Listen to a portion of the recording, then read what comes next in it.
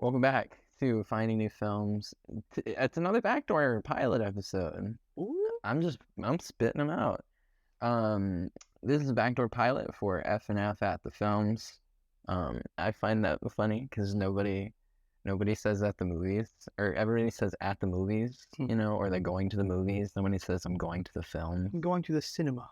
Yeah. You hear that from some people. Yeah, those people are really annoying though. I mean, honestly, saying films is kind of pretentious. It is. A little bit, but I think that's the point. It is. I'm just being stupid. Honestly, I'll just say it. I did the title of the podcast when I figured out that I wanted to do this. I was gonna call it "We Just Watched," but that already exists. Yeah.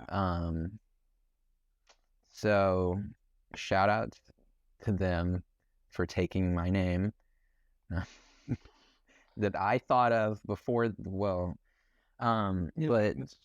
it's all water under the bridge. Yeah, water under my bridge because they don't know that I exist and they don't care probably. To be fair, I didn't know they existed. Yeah, well there you go. Until just now. Yeah. And I won't be Googling it. Well, their thing is like we just watched. Oh, I'm Googling. It's like we just watched ... Oh. Is their pod name, and then they will like fill in what they want. Yeah, real clever. Yeah. Like I'm telling you, if this guy thought of it. See, we break it down because these are pieces of art. People have put work into these films. Yeah. Right? We just watched. No. We experienced. Exactly. I lived it. I lived Joe Dirt. Experienced.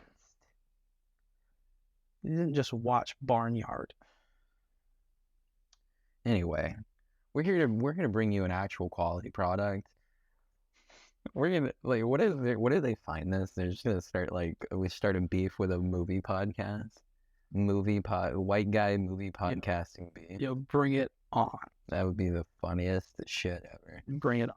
Oh my god, I'm ready for it. Oh, well, that's not how I normally start an episode, but anyway. We started the episode with an open-ended threat.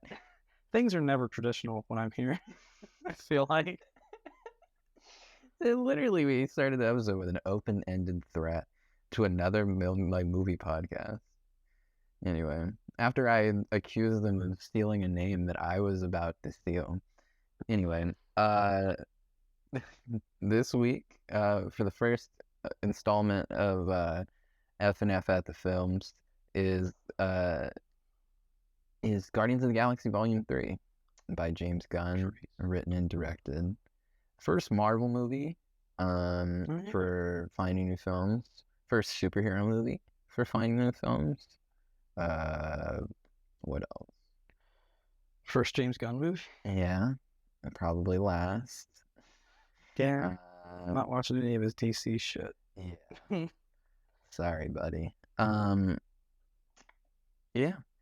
So I think I'm gonna do the credits now and just read the plot synopsis, I guess, and then get down to the nitty gritty. Yeah, and then we'll talk about how we feel about it, which I know you guys care so much about. This movie was released last month, in May of 2023. It was written and directed by James Gunn. The movie was edited by Greg D'Aria and Fred Raskin. Cinematography done by Henry Braham. The music was done by John Murphy.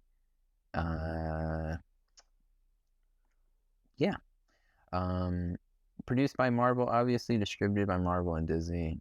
In the cast, this is a pretty expansive cast. Chukwudi Iwuji as the High-Evolutionary was absolutely incredible. Unhinged. Yeah. Bradley Cooper doing the voice of Rocket. We got Pom Klementieff, Dave Bautista, Karen Gillan, Vin Diesel, Zoe Saldana, Sean Gunn, Chris Pratt. Chris Pratt is like halfway down this list. Fair. He is not really a he is not the main character of this movie. Yeah. So there's that. I just turned the TV down. Anyway, Yeah, that seems about it. Oh, star-studded cast. I'm on IMDb right now, so I'm like, I didn't write these, so I'm trying to make sure that they don't have somebody halfway down, that should be. Oh, Will Poulter, Adam Warlock, Wow. Sorry, Will. and Elizabeth Debicki, his mother. I think that's it. So that is the credits. There's a lot of people that actually need to be like listed as a part of this movie because they all have also this is one of going to be the most interesting movies to talk about for this pod because they have so much history. It's like hours on hours of content with these characters. Even if it's not a Guardians movie or Guardians property, it's like it's super interesting to have that type of relationship with characters coming into their last movie. Yeah, this is probably the most emotionally invested I've been in a movie that we've talked about on here, because obviously the concept of, finding new films is watching something you've never seen before and just kind of have like a small, like, oh, that seems kind of neat. But with Guardians 3, it's like, obviously we hadn't seen it, but we had seen the first two movies. We're big Marvel fans. We've seen all those movies. So there's like a whole lot more to talk about in relation to these characters and their progression and their development and their interactions with each other and, how the movie ends. Like, all of that stuff is way more important to us than it normally is. Like, if we watch a movie and it's kind of bad, it's like, well, whatever, we can shit on it and joke about it and talk about the stuff we did like, and that's the podcast. But with Guardians 3, it's like, basically just me talking about how much I love it and how it made me cry and how much I care about these characters and what I want to see from them in the future, and like how I feel about how this movie, the direction it took them from the first two. It's all very, it's a whole lot more invested. Like, it's going to be easy to come up with talking points because I have so much I want to say about this movie. I feel the same way. So here's the plot. Guardians of the Galaxy Volume 3 is as follows. At their new headquarters on Nowhere, the Guardians of the Galaxy are attacked by Adam, a sovereign warrior created by their high priestess, Aisha. After Adam critically wounds Rocket, he is stabbed by Nebula and flees. The Guardians cannot heal Rocket's wounds with their med packs due to a kill switch embedded in him by Orgo Corp, a company helmed by a mad scientist and the Rocket's creator, the High-Evolutionary. The Guardians travel to Orgo Corp's headquarters to find the switch's override code to save Rocket's life. As Rocket lies unconscious, he recalls his past as a baby. As a baby, he was experimented on by the High-Evolutionary, who sought to enhance and anthropomorphize animal life forms to create an ideal society called Counter-Earth. Rocket befriends fellow Batch 89 test subjects, Otter Lila, the walrus Tease, and the rabbit Floor. The High-Evolutionary was impressed by Rocket's rapidly growing intelligence, but became furious once it exceeded his own. The High-Evolutionary used Rocket to perfect his Animan creations, then planned to harvest Rocket's brain for further research and exterminate the obsolete Batch 89. Rocket frees his friends, but the High-Evolutionary kills Lila. Enraged, Rocket mauls the High-Evolutionary for making fun of his cries in grief, but his henchman kills Teef and Floor during a firefight with Rocket before the latter flees Counter-Earth in a spaceship. You know how we all get out of situations. Yeah. In the present, the Ravagers, led by an alternate version of Gamora, help the Guardians infiltrate Orgo Corp. They retrieve Rocket's file, but discover that the code was removed, with the likely culprit being Theo, one of the High-Evolutionary's advisors. So, the Guardians, along with Gamora, depart for Counter-Earth to find him. They are followed by Aisha and Adam, the High-Evolutionary revealed... They're followed by Aisha and Adam. The High-Evolutionary revealed to be their race's creator, as he threatened to wipe out the Sovereign if they fail to retrieve Rocket. The Guardians reach Counter-Earth and are guided to the Arret laboratories. Arret means stop in French. The Arret laboratories. Drax and Mantis remains with Gamora and Rocket as Peter, Quill, Groot, and Nebula travel to Arret. Nebula is forced to wait outside by guards as Quill and Groot enter Arret, while Drax tricks Mantis into pursuing Quill's group. Gamora saves Rocket from being captured by Adam and Warpig in an experiment of the High-Evolutionary. Okay. Questioned by Quill, the High-Evolutionary admits to the disillusionment with the Animan's imperfect society. He destroys Counter-Earth to kill the Animan and start anew.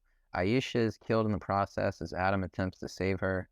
Arette departs as a spaceship with Nebula, Drax, and Mantis boarding to rescue Quill and Groot, who instead escape Arette with Theo retrieving the death code from his corpse while rescued by Gamora in their ship. As Quill's group uses the code, Rocket instead flatlines and has a near-death experience where he reunites with Lila, Chiefs, and Floor.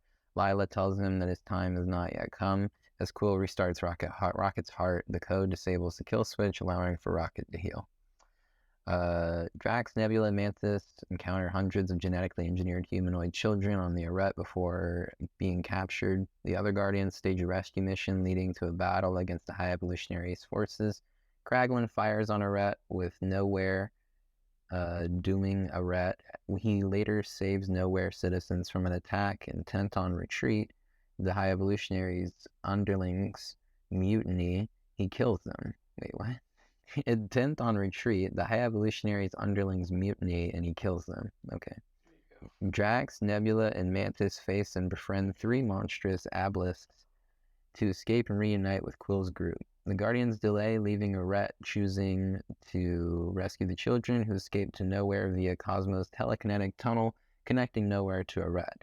Rocket discovers imprisoned animals on the ship before being attacked by the High-Evolutionary, but the other Guardians help subdue him, and Rocket spares him. The Guardians rescue the animals to Nowhere. Quill nearly dies and tries to cross over, but is saved by Adam, who had a change of heart after being saved by Groot from Arette. In the aftermath, Quill decides to lead the Guardians, naming Rocket as the captain. Quill travels to Earth to reunite with his grandfather Jason. Mantis embarks on a journey to self-discovery with the Abelisks. Gamora reunites with the Ravagers, and Nebula and Drax remain on Nowhere to raise rescued children.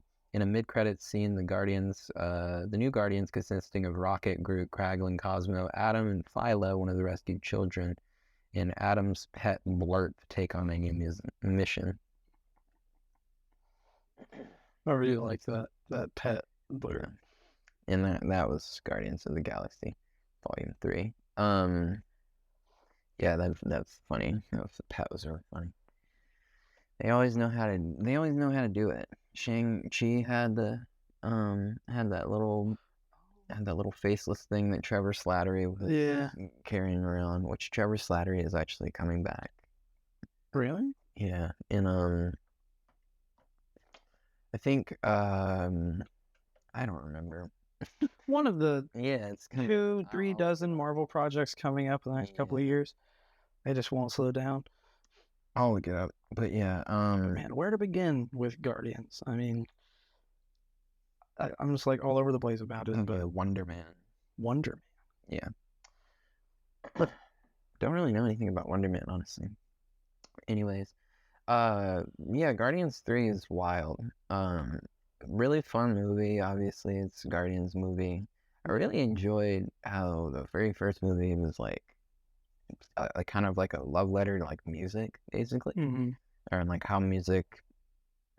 It's like so in tune with the music, and then the second one just kind of banked on the first ones, and it just kind of felt like a lot of people say it doesn't really feel like a different movie. It just kind of feels like a continuation. Yeah, and then I would say right from the get-go with Guardians 3, it feels like a different movie because you've moved away from like the 70s and like 80s hits that were so prevalent in the first. Getting into the 90s, 2000s stuff. Starting off immediately with Creep and like seeing that it's not Quill listening to it, but it's Rocket. Like now Rocket has kind of adopted like the music from Quill. And it's like, it immediately tells you, like, this is a Rocket movie. Yeah. Which is funny because, you know, you don't spend a whole lot of time with Rocket in the present. But you see, you know, like, what honestly I had been wondering for a long time. Like, I don't know how many people were like, how did Rocket get there? Like, how did Rocket, you know, come to be? But, like, I always was curious about that. I was like, it's like, he's not an alien. He's a raccoon. He's from Earth, but he's been genetically modified. So I was like, there's got to be a good story there. Yeah.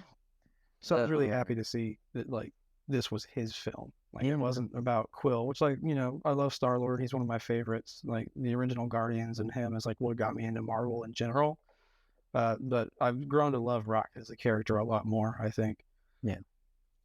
I wish they had done more to sell Lila in the comics that this is based off of. Lila is like a true like his wife. Like, Yeah, they're married. Yeah, like she's a big part of his life.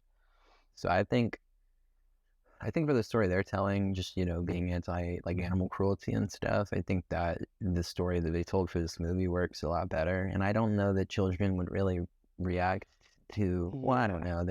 Children would. Children don't give a fuck. You could tell them anything, loves each other, and they'd be like, oh, yeah, you're right. Yeah. But yeah, I was, because I have read like some of the early Rocket and like Guardians of the Galaxy comics about like Rocket and Lila and like the other animal friends they have, because they have like in the comics they have like a whole planet they live on with the animals. Yeah.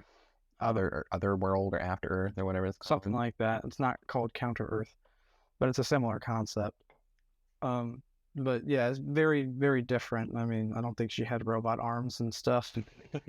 And that.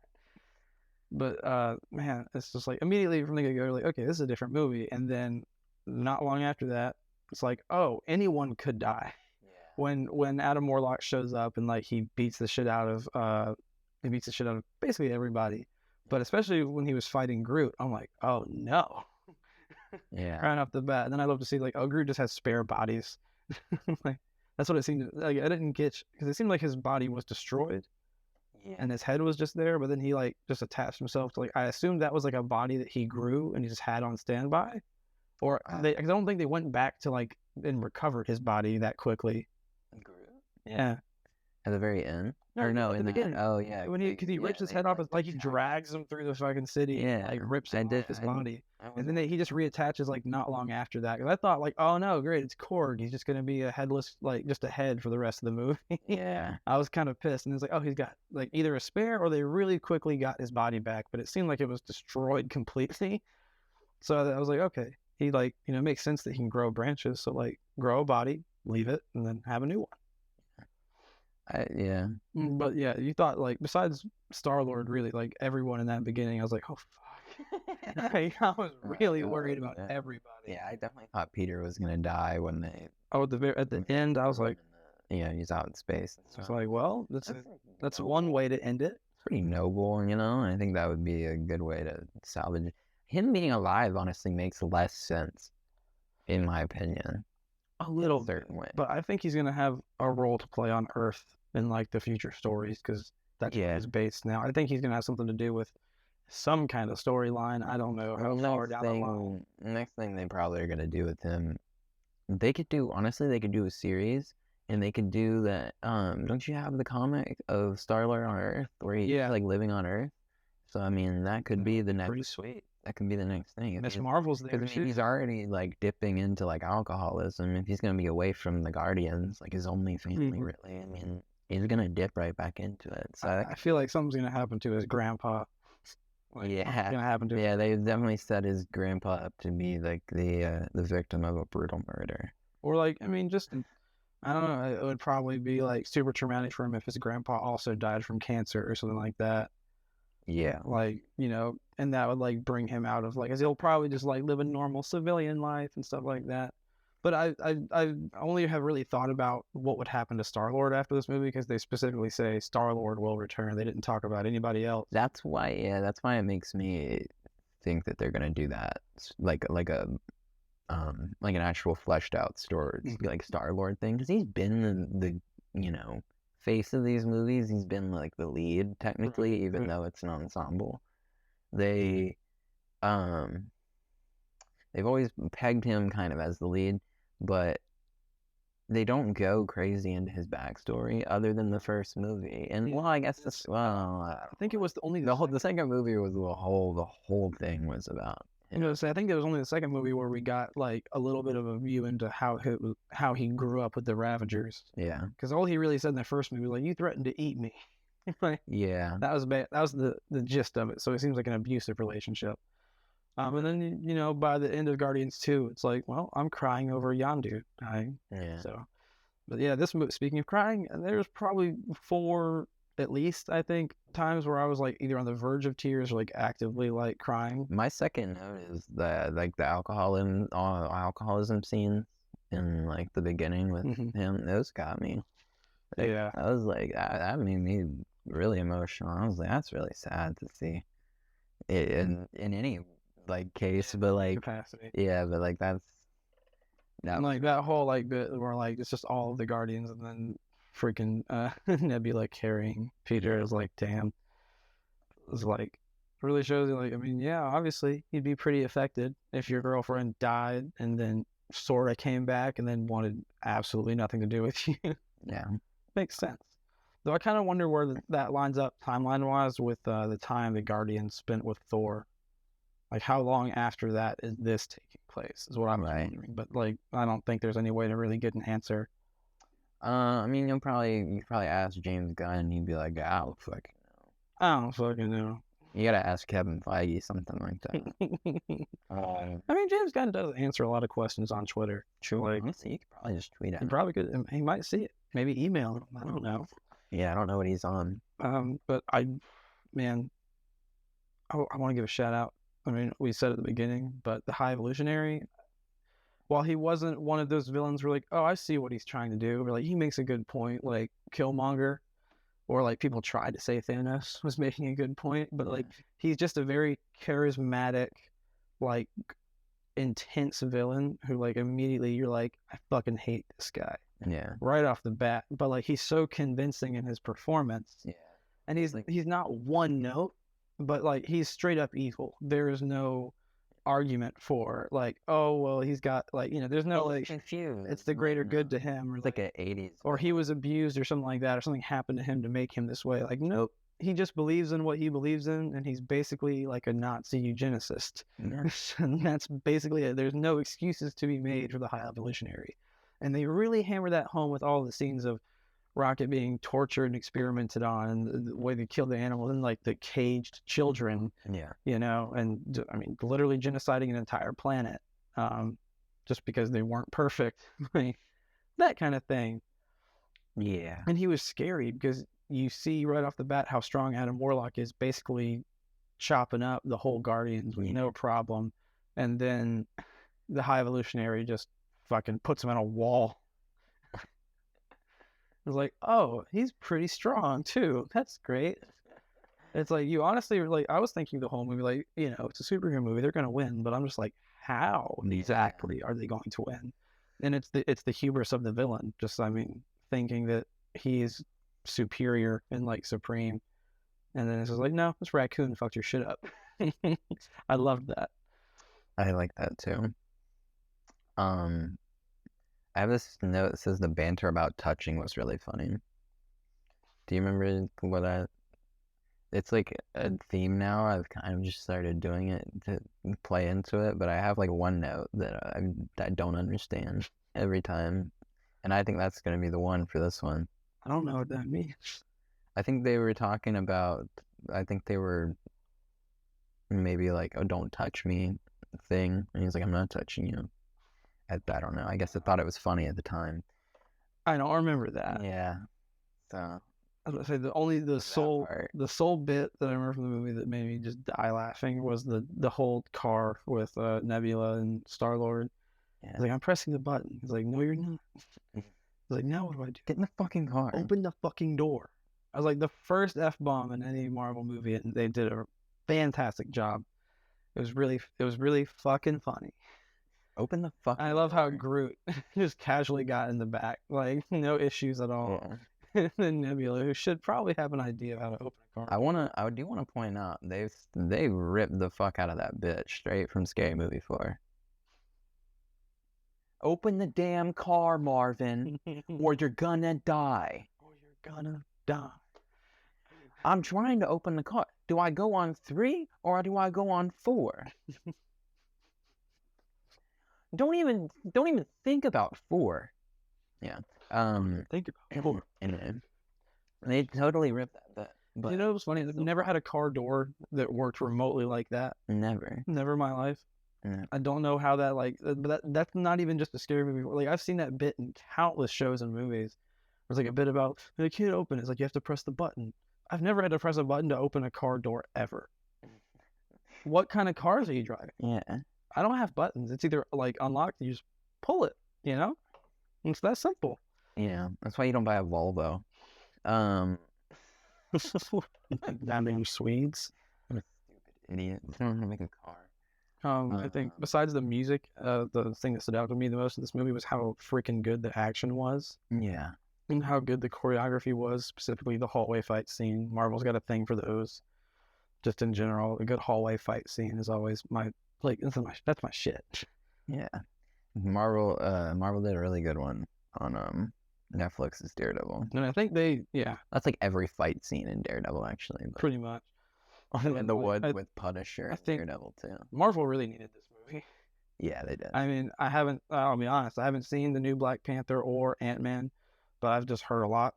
Yeah. And I was like, this was a good time to have a shoe in. Like, okay, this is gonna be good. It's gonna make money. People are gonna like it, and that seems to be the case far and wide. Like, I haven't heard anybody be like, oh, this was worse than that or blah blah. You know, it's probably for me the best since Far From Home, or at least like Phase 4. This is Phase 5 now.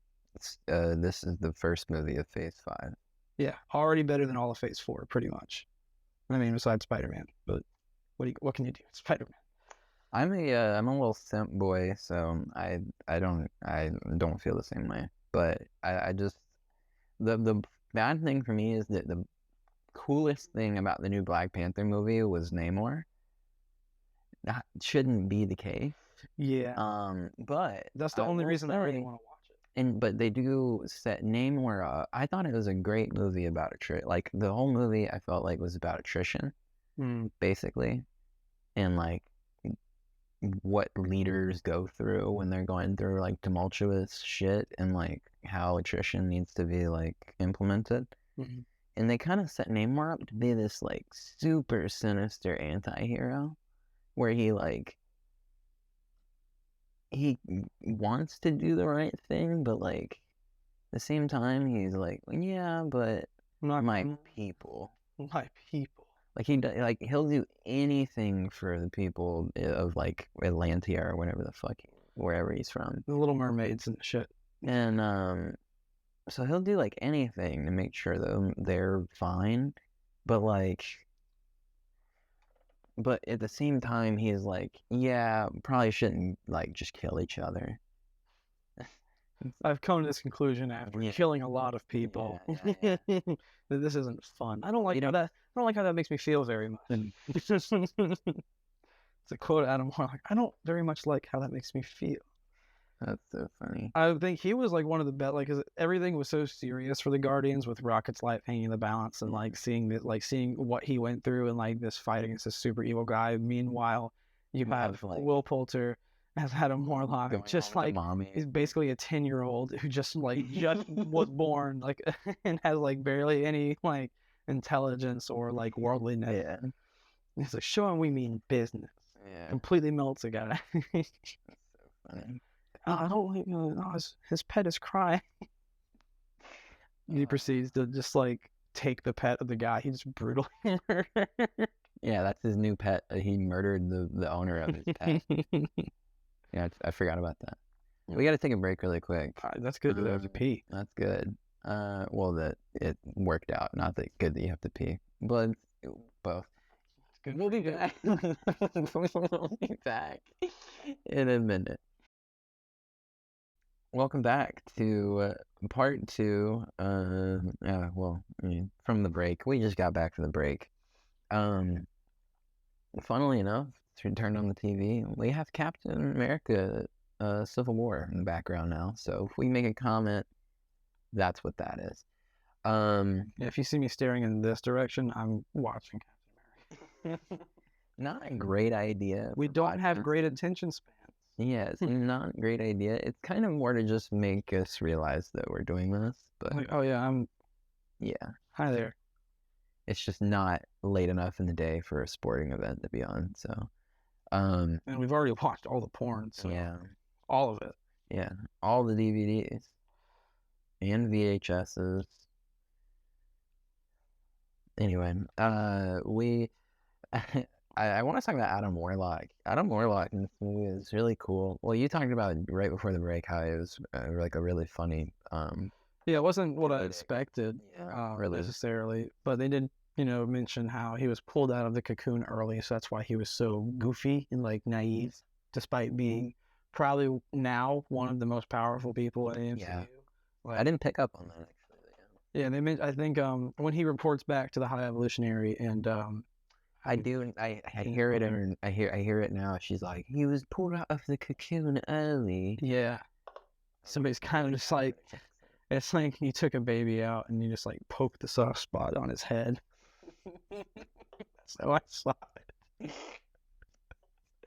But no, like from what I gathered, because I've never read any comics where Adam Warlock was heavily featured, but from what I gathered, it was very different, and there were some like hardline comic book fans that were upset by it.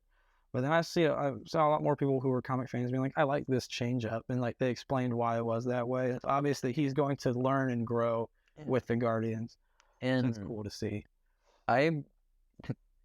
Adam Warlock is an allegory for Jesus, the story of Jesus. So, fuck that. Yeah, give him a go ahead and make some changes. Like, yeah, just just give him a personality. I mean, it literally his if you read his backstory, it's like word for word like the story of God, or the story of Jesus Christ, and it's like it's just played out.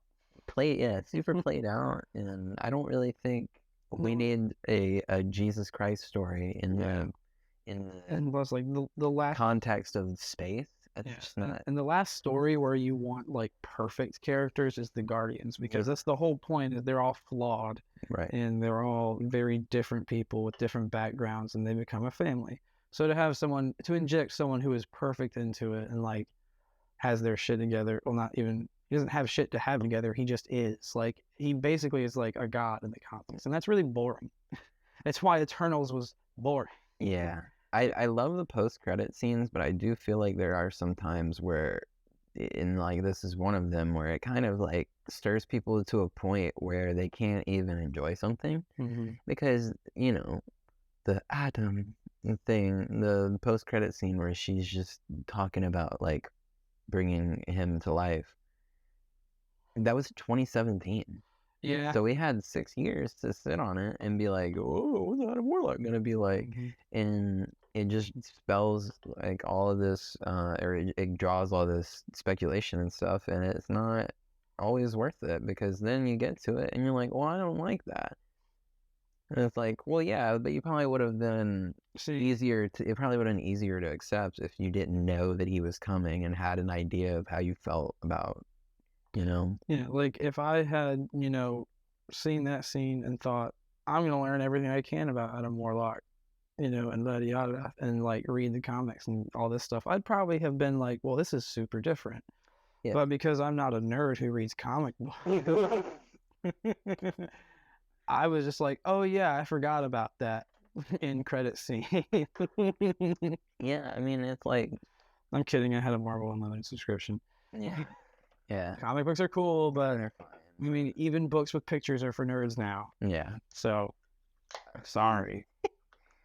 I just don't get, like, I mean, it's been said countless times, they're adaptations. It's not like it would be so boring and stupid if they just word for word, beat for beat, repeated comic book stories. Like, we've been over this.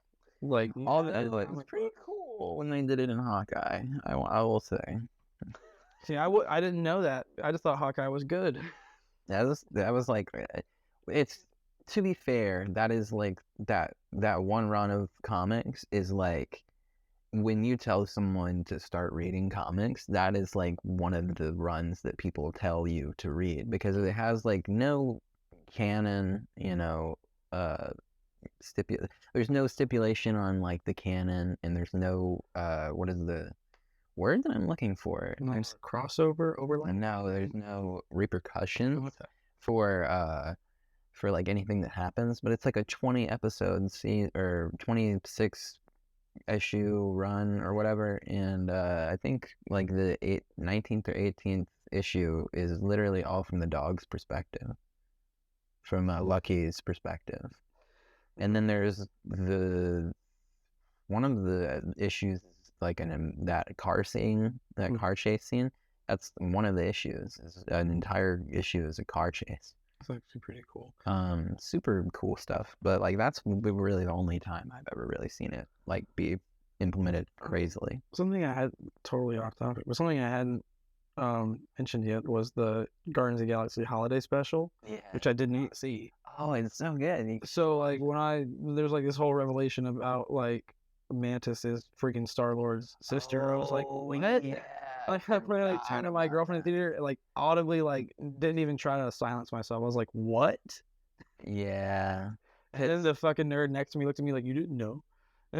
Really? Yeah. He didn't say that, but he looked at me like, he literally looked at me like, I was like, fucking fuck you. why would I watch the I That's didn't. annoying. I mean, I assumed the holiday special was good and funny and stuff. I didn't think there were major plot implications in the. I always guessed that because there's just no way that they're. I mean, I wasn't confused for long because you think about it, it makes perfect sense. Why else would she be there with Ego if she was not one of his children? That was the whole explanation. I mean, I wouldn't put it fast. Like, at the same time, the original just like I assumed that he just kidnapped her or something, and he just used her for her powers. But I guess. So like either way, it makes sense. Yeah, so it really like super duper jar me. But I was like, what? For a minute, and I was like, thought about it for 10 seconds. Like, okay, I guess so. Like, cool. I forgot that I knew that when she said that. I was like, oh yeah. Oh yeah. I forgot about that. I didn't see the resemblance. Yeah. But that man was just planting the seed everywhere. Literally. So yeah, of course, it's probably got more kids out in the galaxy somewhere. I was holding out hope because I just thought Star-Lord's powers were so cool. I was like, you're gonna find a way. Like before I knew early on that it was gonna, because I remember James Gunn saying in an interview, but like way before it came out, like, this is a rocket movie. But before I knew that, I was like, I hope he gets his powers somehow. Like, not, it doesn't have to happen forever, but it would be if he gets them back temporarily somehow. That's why I'm thinking Star-Lord show. That would be a cool avenue to go down. I think literally the show will just be called Star-Lord, or it'll be called, what's his real name? Peter Quill? Yeah, or it'll be called Peter. Just Peter? Yeah. Peter. Yeah. Peter. Because it'll be like, oh, we're going to explore the human side of Peter Quill, It's just slice of life sitcom. No, quite literally. I mean, I think with WandaVision, that kind of just opened me up to really be like, yeah, anything is fucking possible. Between WandaVision and She-Hulk, I was like, and the Werewolf by Night. I still need to watch that. It's so good. It was directed by the guy who made all the music for like the Avengers, Michael Giacchino. Good job, dude. Yeah. And the score of that is incredible. It's only like 50 minutes. At one point, I had seen everything Marvel, and like I was watching everything to come out, and now it's just like, I won't say inundated because I don't feel like it's a bad thing. I'm one of the few Marvel fans who's like, oh, it's not all gone to shit. Like, I think it's fine. I think that I loved She-Hulk and I loved Miss Marvel, and if anybody has anything to say about that, you can fucking kill yourself. Yeah, if you didn't like Miss Marvel, I don't know about that. Hold on. I don't know about that. Let me walk that back a little bit. You could, we disagree because that shit is incredible. Yeah, like if you just didn't like it for purely objective reasons, as far as like the storyline or like how it. If you hate it because women are having a voice in the Marvel Cinematic Universe, or if you're racist, yeah, then you can kill yourself. You're racist, kill yourself. But I mean, yeah, get over it. Yeah, get over it. There are other people. Yeah, it turns out. Yeah, it's kind of crazy, but like, there are other people. And one of the funniest things I've seen recently is the She-Hulk episode where they're having a fucking group therapy session, and they're like talking to this one dude. They're having a superhero group therapy session, and there's this one dude there. His name is the Porcupine, and he won't fucking take the shit off, so he smells like shit. And they just keep commenting on it, like, dude, you were fucking reek. It's so great. I loved it. And then the finale of She-Hulk is genuinely one of the most interesting things I've ever seen in really any movie. And one of the most interesting ways to implement a fourth wall break. Yeah. No, I would agree. Like, I think Marvel's been hitting out of the park lately. I mean, I haven't seen Ant-Man, but I feel like the majority of complaints that I've read seem a little bit like frivolous, Yeah. and like I just like Paul Rudd a lot, so I'm pretty sure I'll still like it. But I'll be honest, like all the criticism has put me off. Like I didn't go see it in theaters. I was like, well, I'll just wait because like if it's that bad. But the more I think about it, the more I'm like, well, Marvel fans are kind of dumb, and I often disagree with Marvel fans. Sad for Star Wars. I've like kind of stepped back and more. I'm able to enjoy it even more by just having my opinion Yeah, no, about it and just enjoying it the way that I only thing I've got going in, I'll watch the first trailer to come out for anything new, and I won't watch the next like 2 or 3 trailers. They always reveal too much. But like when you go in with no expectations or just like ready to watch a movie, it's so much better. Yeah. Like I loved Multiverse of Madness, but people were shitting on it. I'm like, why? Yeah. It was good. It was a good movie. I mean, it's not a 9, 10 out of 10. No, solid 7.5, 8. Like, it's a good movie. Yeah, that baffled me when I heard people have negative reaction to that. I just don't. We're straying off of Guardians, but I mean, look, it's good. Yeah. Guardians is good. Go watch it. It's fucking fantastic. I'm not gonna like. I don't even want to spoil it too much. Really, I mean, we kind of did, but like, you need to see it. You need to, as we said earlier, experience it. Yeah. Don't just watch it. Experience it. Well, I mean, you know, we spoiled the movie at the very beginning. We read the plot, but you haven't really experienced it. Yeah, no, but I was, you know, like I'll be honest. There's a lot of movies that I'll say I watched and all I did was read the Wikipedia page. Like most classics, I'm like, I've seen it. Like, not really. I just read the Spark Notes. But this is a movie where it's like, holy shit! I didn't even notice Martin Freeman was in Civil War all the way back in 2016. I never noticed that. I didn't know. Did you guys notice that? Comment down below. Interesting. Huh. Anyway, there goes sidetrack. But I honestly think that this is like the start of where people are going to stop shitting on every new Marvel project. And I fucking hope. I feel like it's going to ramp up from here because we got so much to look forward to. And this is such a perfect end cap on like the only original, well, not original, but the only like, you know, Guardians 1 was phase 3? Phase 2? No, phase 2, right?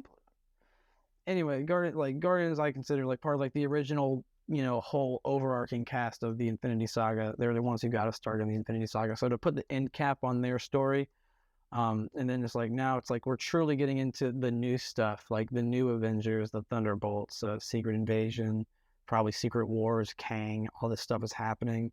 And I just don't see how anybody could be like not excited. Yeah, phase 2. First Guardians is phase 2.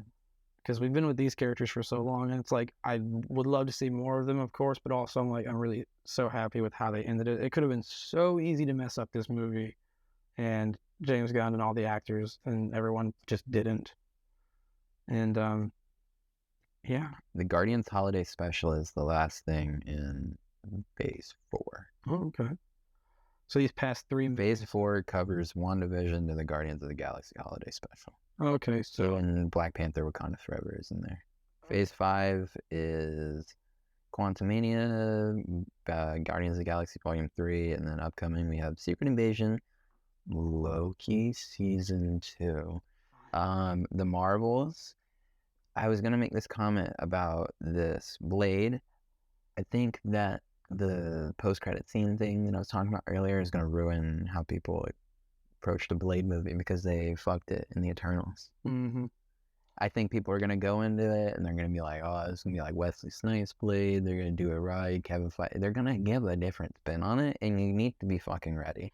And I'm ready to have that because I guess, I mean, I didn't grow up with Blade, so I'm not. That was the first Marvel movie I ever saw. Yeah. Was Blade with Wesley Snipes. But the thing is like, if you're not, you have to understand with the reviving, and I'm not you, but like people have to understand with like reviving properties, like they're going to change shit. I mean, having seen those movies and having a little bit of roasted in glasses for the Blade movie, I hope to God they don't just do exactly that. Yeah, dude. Wesley Snipes was pretty not great. Dino DNA. I love the Chris Red's impression of Wesley Snipes.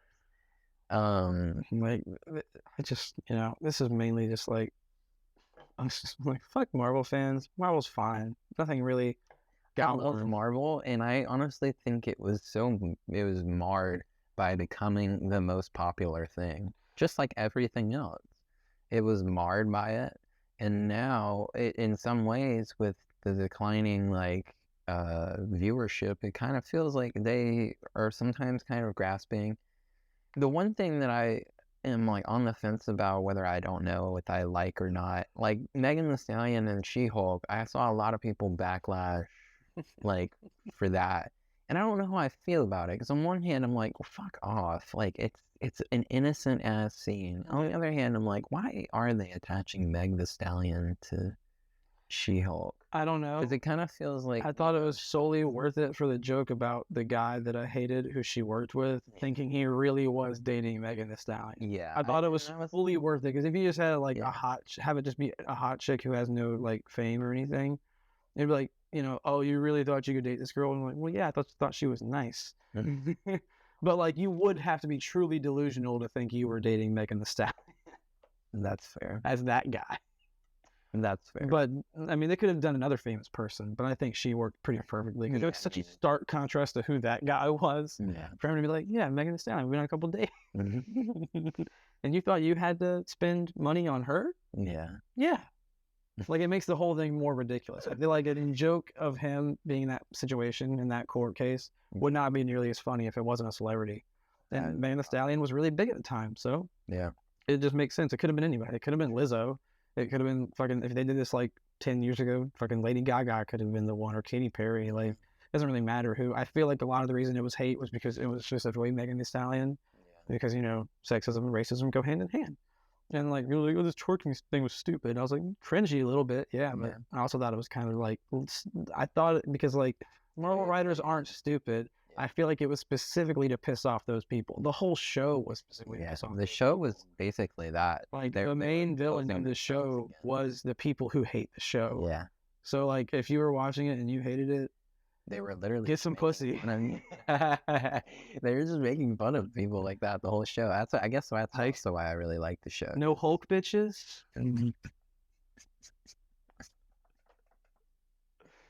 Yeah, it sucks when all you like is superheroes, because nobody fucks guys who like superheroes, and then you hate women too. So then you can't even enjoy watching superheroes, because women it's so squared. It's so squared, bro. That's so funny. Fuck you yourselves. Speaking of, anyway, I think we should get back into Guardians. Yeah, it's kind of weird, but you know what?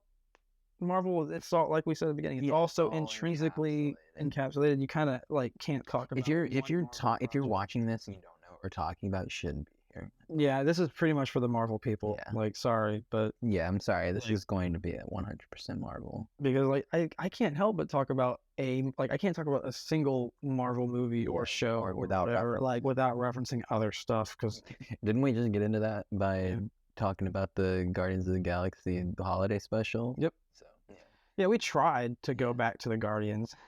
We immediately failed. But we're here. We're back again. Okay. We're here back with the Guardians. The fucking banter with Cosmo being so upset about being called a bad dog was the cutest. Yeah, that was like the greatest little C plot of the movie. It was E plot, but yeah, that was my favorite. It was just like Kraglin and her, and I love Sean Gunn. He's so goofy. He's really good. I liked the we talked about it when Will had first seen it. When he tries to use the arrow at the very beginning to hit Adam, and it just bounces off his chest, like, who threw this at me? And he just fucking hides. I love him getting the arrow and being like just the absolute opposite of like the last person who should get that. Yeah, I'd kind of hoped that like Star-Lord would get it. Yeah, it would look weird, but I was like, they could put it in his helmet or something. I don't know. Like, I don't know how that really works. Yeah, where's his mask gone? Like, what did they do to Kraglin to make it? Did they like slice his head? Like, how did it slot into their head? Is it a bionic thing? Does it work through like your brain? I don't know. Because why would, if it just is controlled by whistling, why does it have to go like? Why do you have to implant it into your head? Because it looked cool on Yondu, but it looks really weird on Kraglin. I'll be honest. Yeah. Like specifically the big mohawk version of it looks really weird. Yeah. What's it made of? Like, cause that arrow, Vibranium. if you have the control of it, like that could be one of the strongest freaking abilities, like in the universe. Like that's like short of god level stuff, but like as far as fighting normal people and aliens, like you're fucking everybody up. Oh my god. Yeah. Like obviously, it's not really much to someone like Adam Warlock or fucking Thor, but it's pretty badass. It's like a solid mid-tier power level, I'd say. Makes him pretty cool. I mean, I don't know how that compares to like the dog's telekinesis, because I knew nothing about Cosmo the space dog, so that was pretty badass. At the end, I'm like, oh, it's like not just like little telekinesis; it's like big telekinesis. Yeah. It's like Professor X in a dog body. That's sick, man. Oh, Isn't apparently, Cosmo gonna be in wasn't he in the new, or she in the new Guardians lineup at the mid-credit scene? yeah. It's Cosmo, Kraglin, Gigantic Groot, Rocket, Philo, and Adam. I think that's the whole team. Way stronger Guardians than before. I mean, you have a god. Yeah. You have Groot that is enormous. You've got Rocket still, who's like the mastermind and probably a better leader. So from now on, are we gonna just get Groot talking? That's an interesting thing to ask. I doubt it, but it would be. It would be kind of cool if for Vin Diesel to kind of pull a little bit more weight in his future. So I'm pretty sure he only had to go to the studio once in the past like 12 years. Groot. I'm Groot. I am Groot. He's like, thank you for my $5 million. What if they actually put out like actually Vin Diesel has the most studio time because he's just so bad at voice acting? You had to get him to say it like 12,000 times. I mean, they have to get him saying it in different cadences and different, different. I'm not trying to shit on him. I mean, no one else could have done it. No one else could have done Groot. But no, really, no one else could have done Rocket as well as Bradley Cooper. I don't think the pain and anguish in his like screams. I love seeing those behind dies. Because like screaming into them. Well, I mean, you watched What If anyone's watched What If, a lot of the voice actors were like the people who play the actual characters in the live action movies, and some of the voice acting from them just stood out like a sore freaking thumb. Hey, he's on screen right now, or he was. Sebastian Stan, first, I mean, he was pretty bad. His voice acting was pretty bad in What If. I'm sorry, but it was not great. Not good. It was not good. He just didn't seem like he was even there. Cool ass show, by the way. Great show, but like some of the voice acting from those characters was bad. But then you have someone like Bradley Cooper, and he's fucking knocking it out of the park. Because some people are like, well, big celebrities shouldn't be doing voice acting and like animation. Like that should be for straight up voice actors. Like, well, some people are actually good at both. I was gonna say it depends. Nobody would have been like, oh, Luke Skywalker's probably good at voiceover, and then look at him go. He's Joker, and he's Firelord Ozai in Avatar. And then Chris Pratt, pretty good at, like, honestly, I haven't watched the whole Mario movie, but I've seen clips from it. Not nearly as bad as I would have thought. It's actually pretty good. It was like, honestly, did you really want the annoying, like, Charles Martinet Mario voice for an hour and a half? He's the Mario. I didn't want that. I would have died. I would never watch it. I wouldn't either. This is hot. I'm sorry. Bucky's choking Natasha on screen. Natasha had him in a triangle choke, and he's choking her like with his bionic hand. That was pretty good.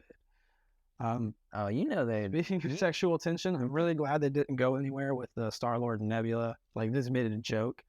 It was a great joke, but I was like gonna be really bothered if they tried to actually make that a thing. Yeah, I don't, because I saw the clip in like a trailer, and then I was like, oh no. Oh no. But then, of course, it was played very obviously as a joke within the movie, so I was like, okay, that's a relief, because I did not need that. Because I don't even know what robot sex would look like, but I don't want to know.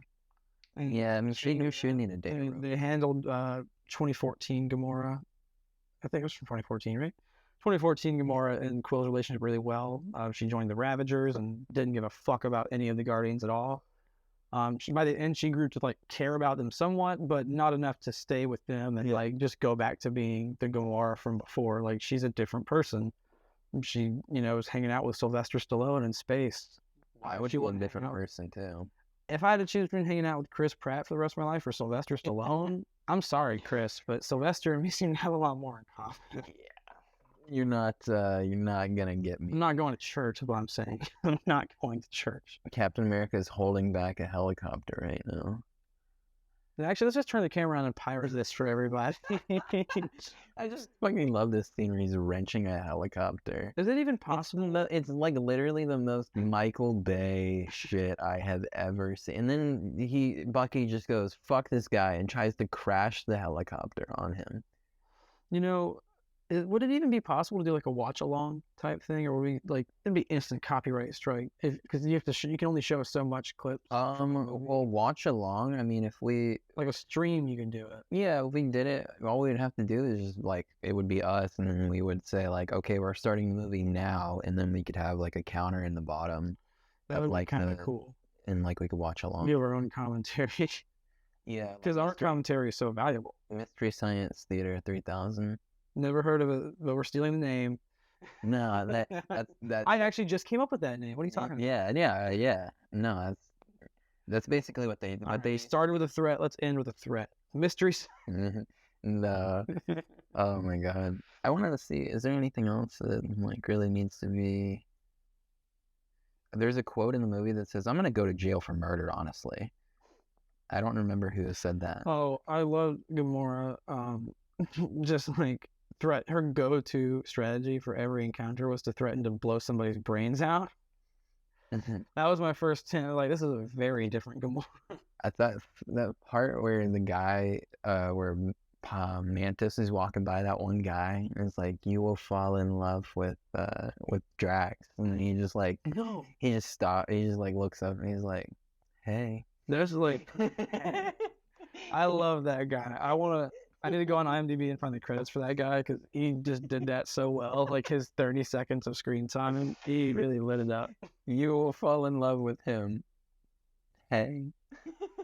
It was so funny. He just starts following him. Also, like, I liked how like weird OrgoCorp was. Yeah, me too. Like, I think Guardians is one of the few Marvel movies that goes out of its way, like, because they're in space. Like, let's get weird with it. Yeah. And I think it's partially James Gunn, but also just like you kind of like it doesn't feel like a different world unless like you're doing different shit. Like from the beginning of the Guardians movies, like there's all these people with like colorful skin, and there's like tentacle people and like weird weapons and like different stuff. Like it's not just like Earth, but we are, this little like it's not like we're a little bit different. It's like way different. There's tree people, you got animal things, you got those weird bubbles. We got 5 seconds. We'll be right back. We're back. We literally just turned the camera off and right back on. So you were saying? Oh, just how such like Guardians in general, but specifically this movie does such a good job of making everything in space so vastly different from Earth. And like even the other movies that we've seen take place in space, like Thor Ragnarok did a good job of it, and like I think Love and Thunder they tried, but it just came off real goofy, but not otherworldly the way that Guardians does it. Like when they got to OrgoCorp, I'm like, this is fucking weird. Like everything about this, and then like the anthropomorphic animal people on Counter Earth. And like before I knew that the High-Evolutionary had his face ripped off and had a replacement face, like I was like, this guy has a weird stretch face, like the guys from Hellraiser. Yeah. And like this is all just like weird and like unusual, and like nowhere is the head of a dead god. And all these aliens and people live on it. Yeah. And then like they have like the weird alien fonts and stuff on signs. And like it all just feels like, I don't know, it's convincing that you are in a whole other fucking galaxy. Like, well, you're in the same galaxy, but you're in a different part of the galaxy. It's like you're not on Earth and you're not in space with people from Earth. Like everybody here is fucking weird. And like, yeah, everyone acts like different than all the other heroes you've seen in previous movies. Like they have all these flaws, and the way they interact is like some of the best chemistry in any of the ensemble cast in Marvel movies. How much longer do I have to suck James Gunn's dick? My jaw is getting really, really getting locked jaw over here.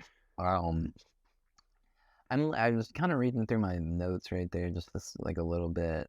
I like the psychosis the High-Evolutionary got because Rocket was so much smarter than him.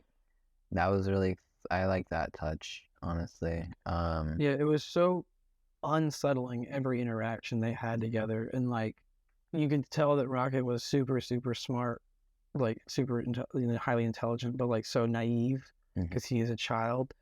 And there's like the weird interaction, like where they're looking down on Counter Earth, and he's like lecturing Rocket, and, like petting him, and then like the way every time he would like grip his neck, I would seize up, and that was like he's so unsettling, like in the way he looks, the way he talks, like his eyes, and like I've seen the actor like on the red carpet and stuff. He's a normal looking guy, but when he's in that character, he freaks me out. He's made his eyes look really big.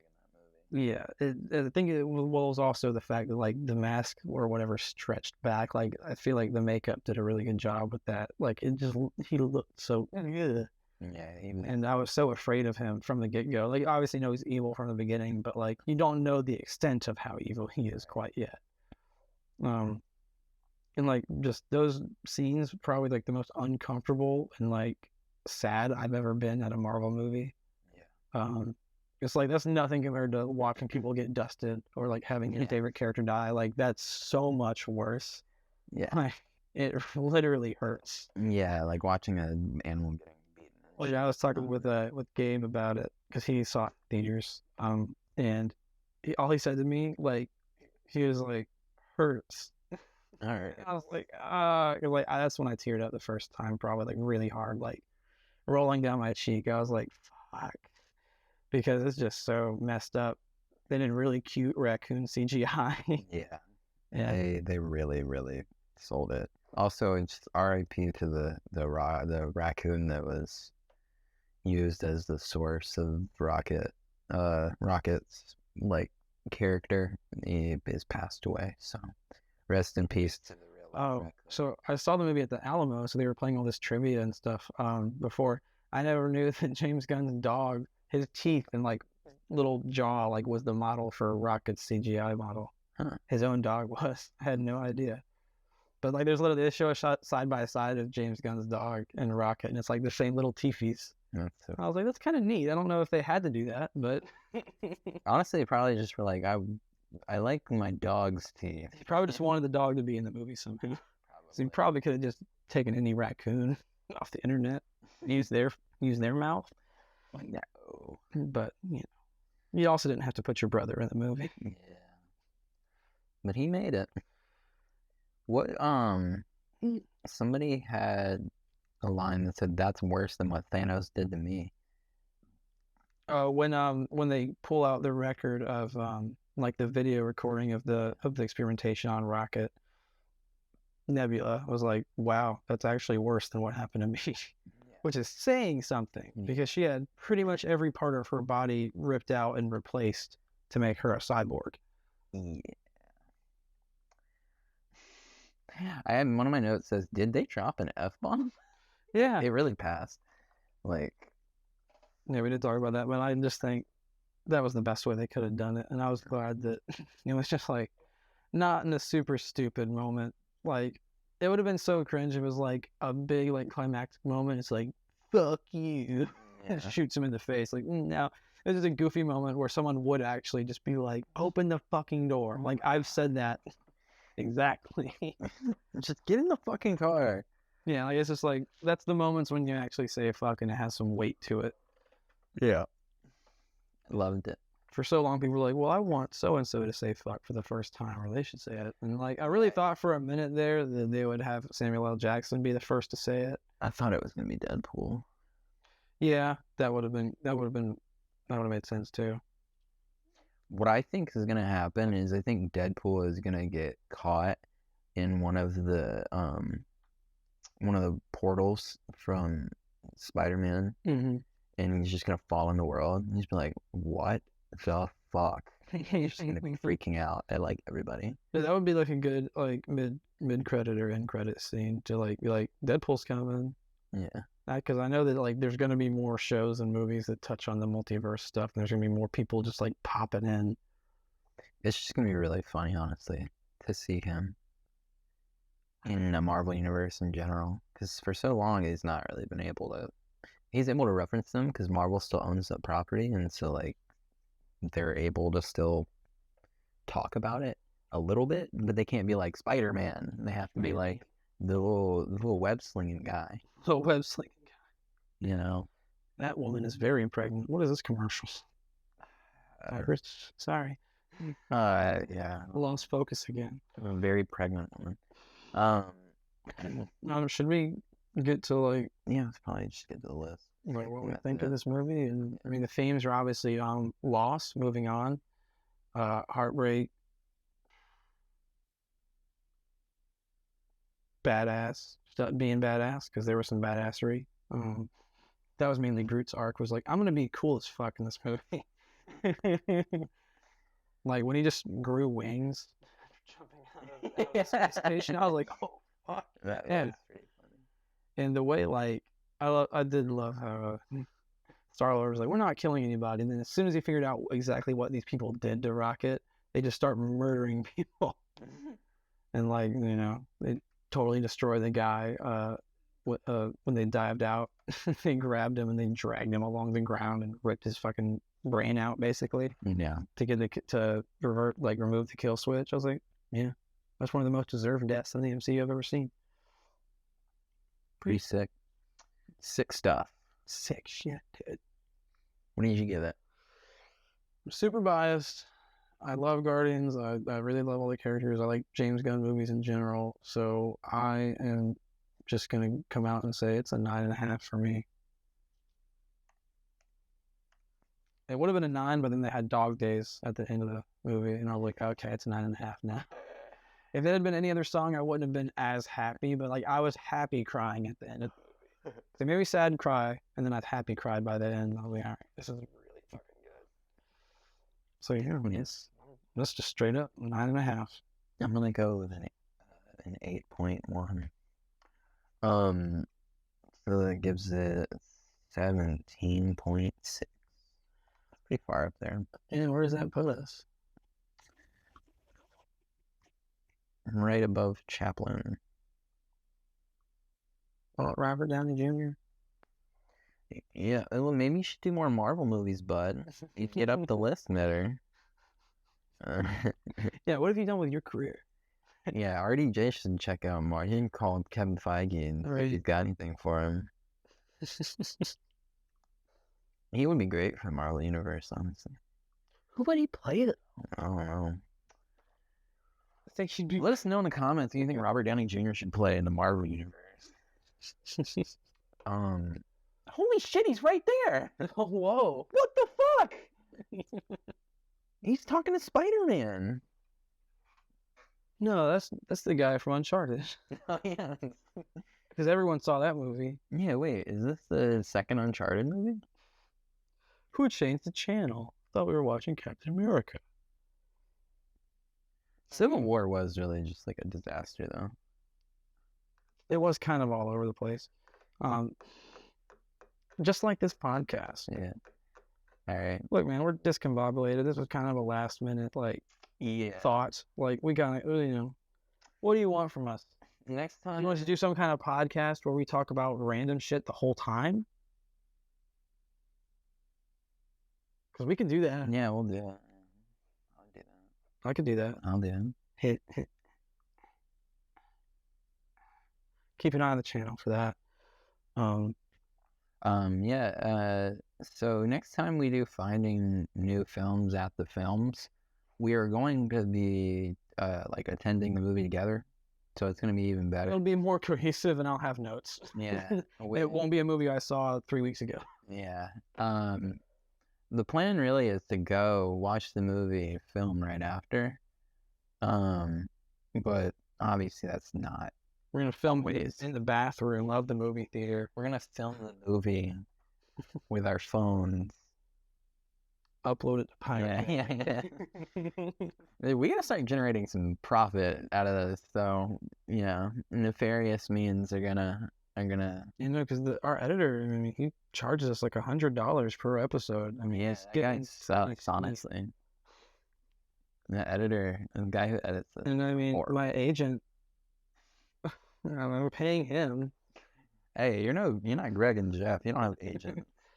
Don't even get me started on Greg and Jeff. Those guys, look, the golden days are over for them. Yeah, they need to get it up. I just signed them. Why am I saying that? Yeah, no. Catch Greg and Jeff and Give the Hi-Hat coming out this Sunday at 12 a.m. because they're prima donna asses and need to live the glory days of when they were on SNL. Alright,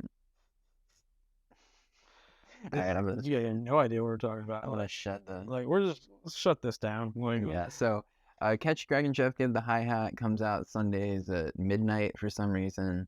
You got FNF self-tapes coming on Monday. That comes out, I think, it's probably going to come out at like 3:30 or something in the afternoon. Just look for it. I'll post about it. Or the company will post about it. I mean, our social media guy. Yeah, our well-established social media person. No, it's me.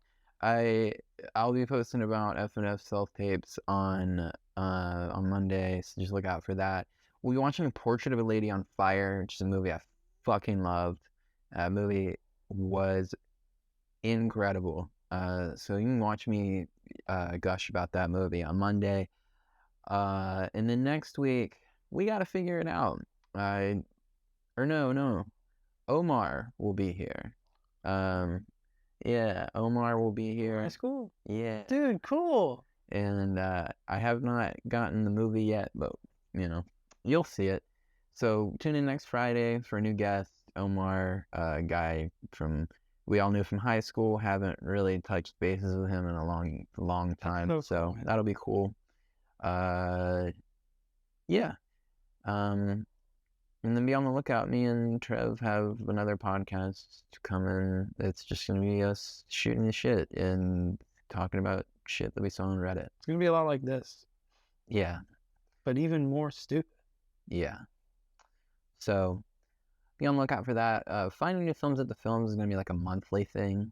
So don't. Yeah, there's not really a good or worthy new movie coming out. And it's going to come out randomly. Don't expect it on any day or anything. It's every leap year. Once a month you will get one, and it'll come when it comes.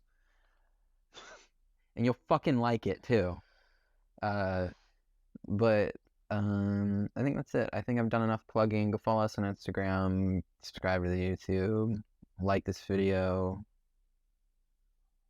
rate the podcast on any on Spotify or any other streaming platform you listen to this on.